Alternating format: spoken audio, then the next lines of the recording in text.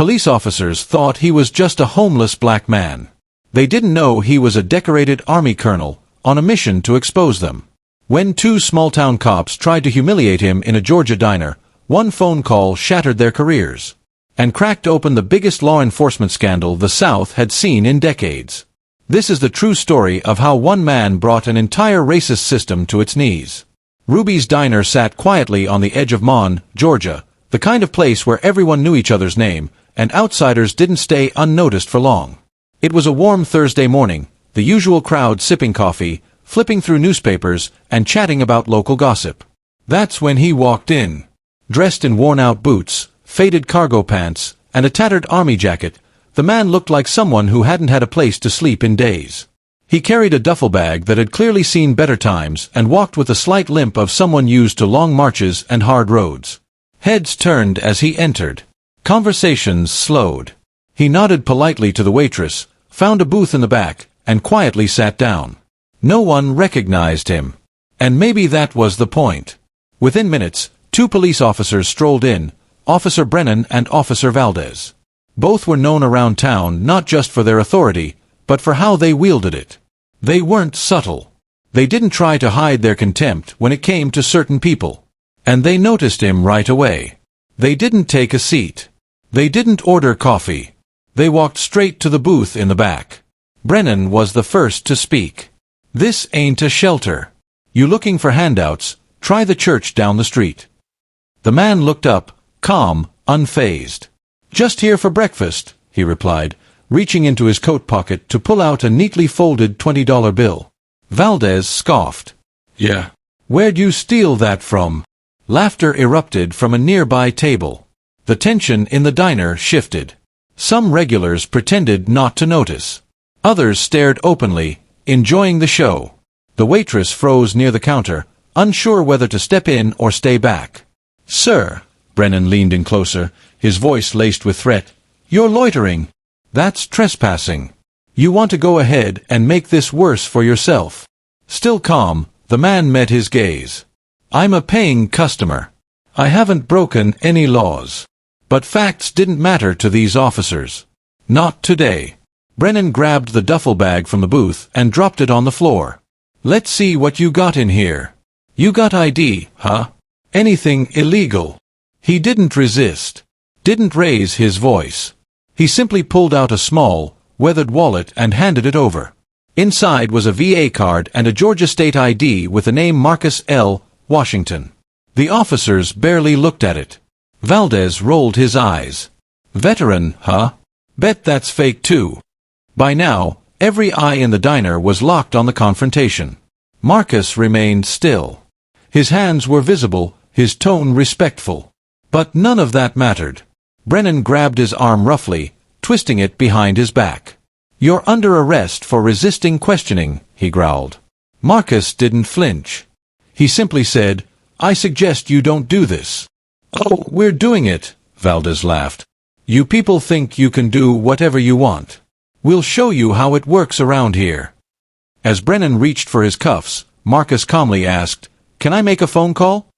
"Phone call?" Brennan mocked. "You think you're in a movie or something?" "I think," Marcus replied, his voice steady, "you'll regret not letting me." That tone, that quiet confidence, it threw them off for a moment. Marcus reached into his jacket and pulled out a secure-looking flip phone. Brennan went to snatch it away, but Marcus pressed one button and held the phone to his ear. A few rings. Then he said just 3 words, "Code Black initiated." He ended the call and put the phone down on the table. The diner went quiet. The officers looked confused. Valdez raised an eyebrow. "What the hell was that?" Marcus looked him dead in the eyes. "That was the end of your career." A minute passed. Then another. Brennan barked, "You think we're scared of your little stunt?" But the moment they tried to haul him up from the booth, the front door burst open. 2 unmarked SUVs skidded to a stop outside. Men in suits and tactical vests filed into the diner like a silent storm. One of them stepped forward, holding up a badge that shone with authority far beyond small-town politics. "Let him go," the agent ordered. Brennan hesitated, still gripping Marcus's arm. "I said," the agent repeated, Let him go. Now. With no choice, Brennan released his grip. Marcus stood slowly, nodded to the agent, and without a word, followed him out the door. The entire diner watched in stunned silence as the man they thought was homeless climbed into the black SUV and disappeared. Nobody spoke for a while. Not even Brennan or Valdez. They had no idea who they had just tried to humiliate. But they were about to find out.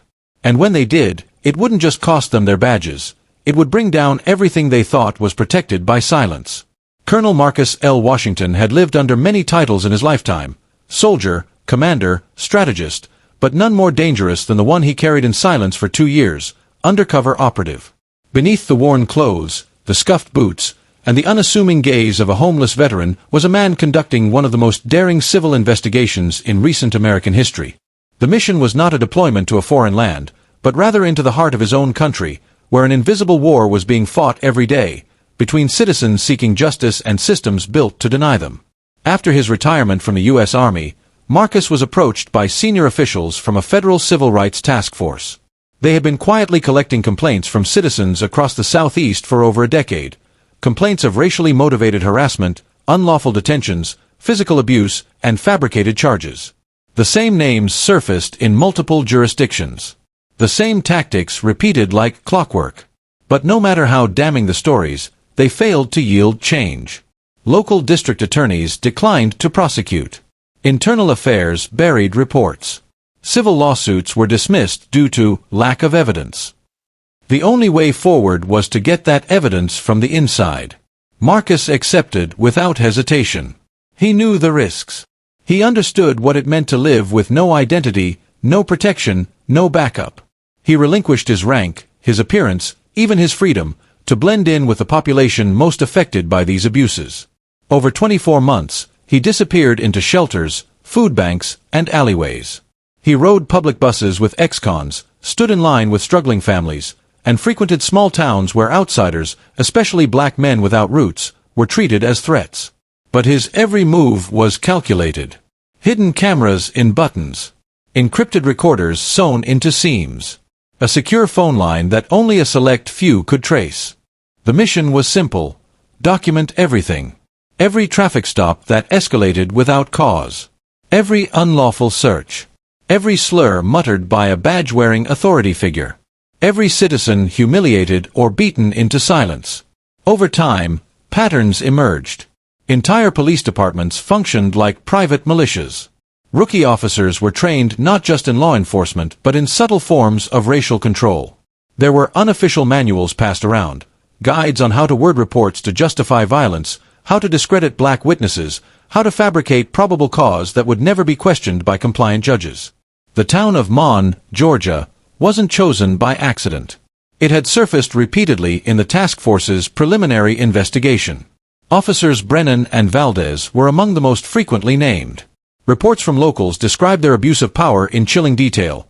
Black teenagers dragged from vehicles for loitering, families evicted over fabricated noise complaints, and routine beatings that never made it to the papers.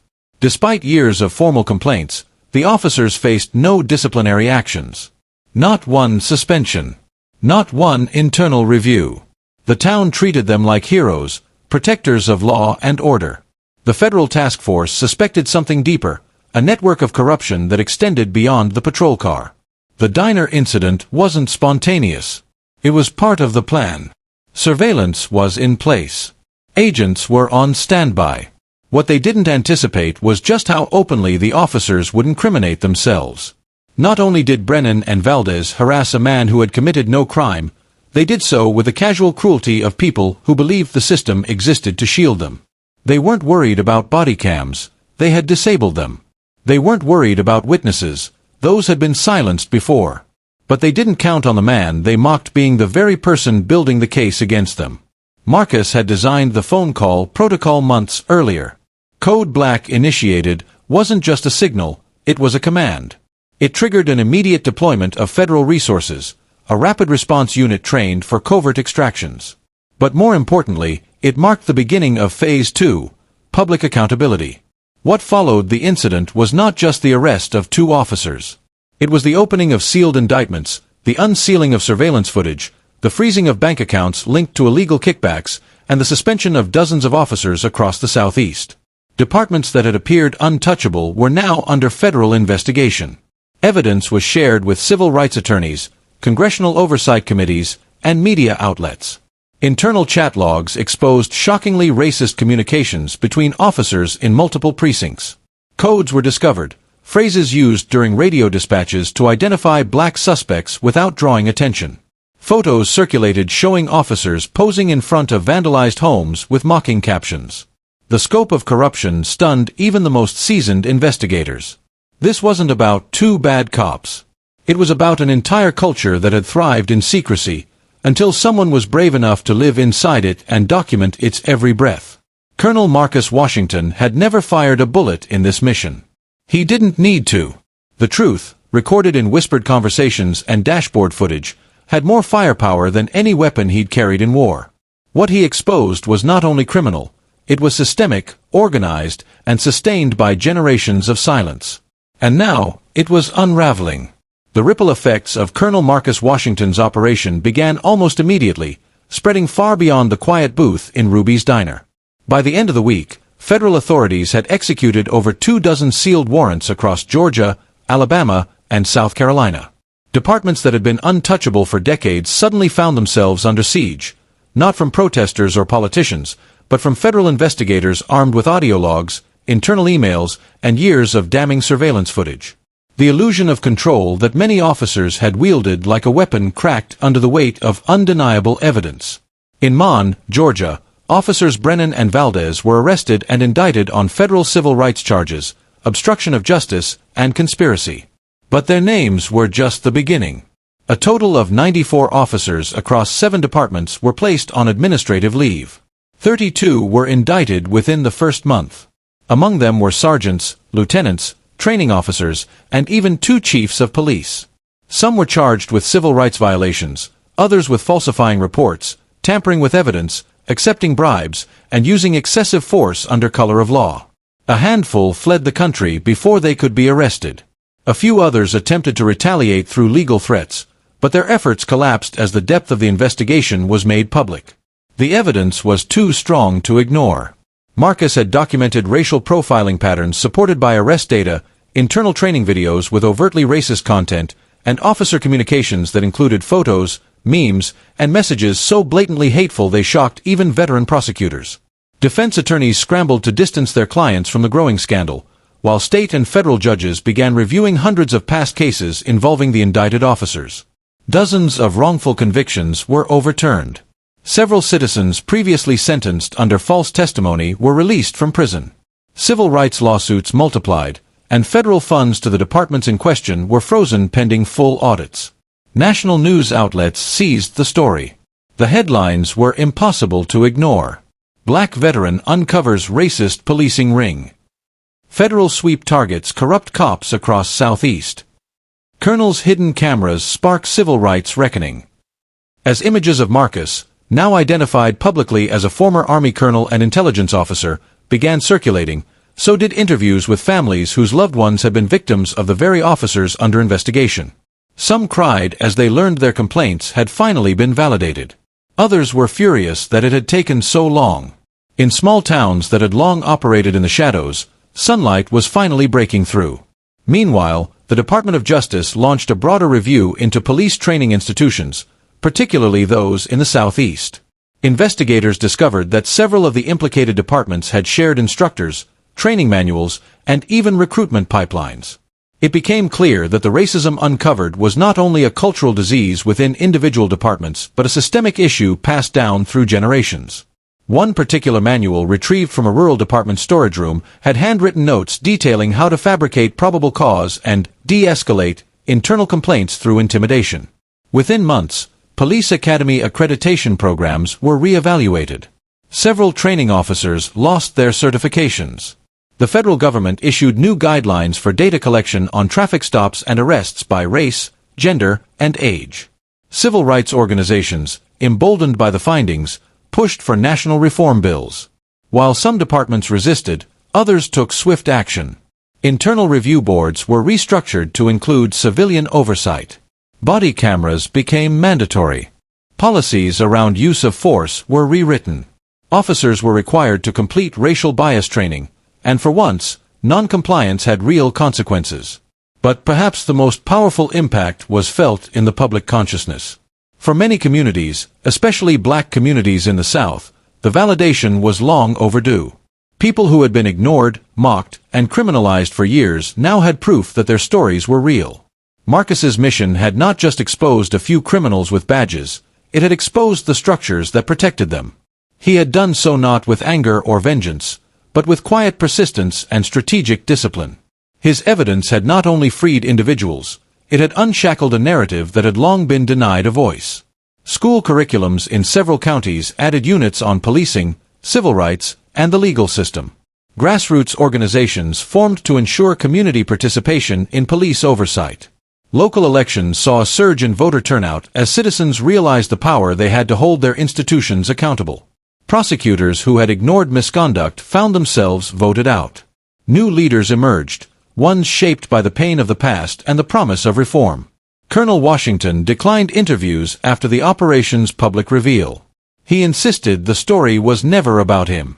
His mission was not for credit or recognition, but for justice, especially for those who had suffered in silence. He returned to a private life, declining offers for book deals, speaking tours, and political endorsements. But his legacy endured. Civil rights attorneys cited his work as precedent in future cases. His data was used in congressional hearings. His sacrifice was taught in university classrooms. And for thousands of people who had once believed that justice was out of reach, his story became the proof that it wasn't. The fallout was not just legal. It was cultural. It marked a turning point in how America viewed law enforcement's relationship with its most vulnerable citizens. Marcus's one phone call didn't just end careers, it ended an era of impunity. What rose in its place was still imperfect, still in progress, but undeniably different. The silence was broken. The system was exposed. And justice, finally, had a witness too credible to ignore. The impact of Colonel Marcus Washington's undercover mission continued to echo long after the last officer was indicted. What began as a confrontation in a small-town diner had become a turning point in the national conversation about race, policing, and accountability. Across the southeastern United States, departments that once operated with unchecked authority were now under intense public scrutiny, with federal oversight and new transparency laws reshaping the relationship between law enforcement and the communities they served. Following the wave of indictments, dozens of counties instituted reforms that had once seemed impossible. Body cameras became mandatory, with strict protocols for footage review. Civilian oversight boards were granted unprecedented power to investigate misconduct. For the first time in generations, citizens had real influence over the departments patrolling their streets. Independent investigators were hired to audit complaint histories, racial profiling data, and arrest reports. Patterns once ignored were now undeniable, and those responsible were being held to account. Colonel Washington, though publicly identified after the arrests, remained intentionally distant from the media spotlight. He turned down television interviews, declined offers to write a memoir, and refused any attempts to politicize his story. His position was clear: the mission had never been about personal glory, it had been about justice for those who had none.